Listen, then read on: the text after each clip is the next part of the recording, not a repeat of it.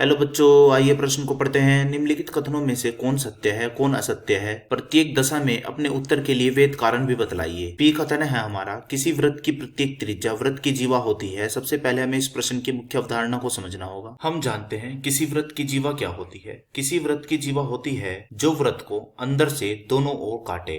मान लीजिए यह एक जीवा है, इसका नाम है ए बी। यह भी एक जीवा है, इसका नाम है यहाँ पर सी डी। और यह भी एक जीवा है, इसका नाम दे देते हैं, यह है ई और एफ। तो किसी वृत्त में अनेकों जीवाएं खींची जा सकती हैं। तो ये सब हैं इन वृत्त की जीवा। अब समझते हैं त्रिज्या क्या होती है।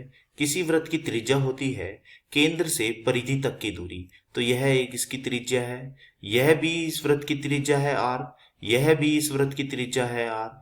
तो हम देख रहे हैं यह सब वृत्त की त्रिज्याएं हैं जो केंद्र से परिधि तक की दूरी है। तो अब हम इस मुख्य अवधारणा का प्रयोग करते हुए अपने प्रश्न को हल करने की ओर चलते हैं। तो हमारे प्रश्न में क्या कहा गया है? हमारे प्रश्न में कहा गया है किसी वृत्त की प्रत्येक त्रिज्या वृत्त की जीवा होती है। तो हम देख रहे हैं वृत्त की त्रिज्या वृत्त की जीवा नहीं होती। हमें एक कथन दिया हुआ है कि किसी वृत्त की प्रत्येक त्रिज्या वृत्त की जीवा होती है और पूछा है कि यह कथन सत्य है या असत्य है। हम जानते हैं कि त्रिज्या व जीवा दोनों ही अलग अलग चीजें हैं। जैसे कि मैं अपनी मुख्य अवधारणा में बता चुका हूँ, त्रिज्या होती है केंद्र से परिधि तक की दूरी, व जीवा होती है जो वृत्त को दो बिंदुओं पर काटे, अर्थात अंदर से काटे। जैसे कि A B C D E F ये सब जीवाएं हैं। तो यह दिया गया कथन असत्य है। आशा करता हूँ यह प्रश्न आपको समझ में आया होगा। धन्यवाद।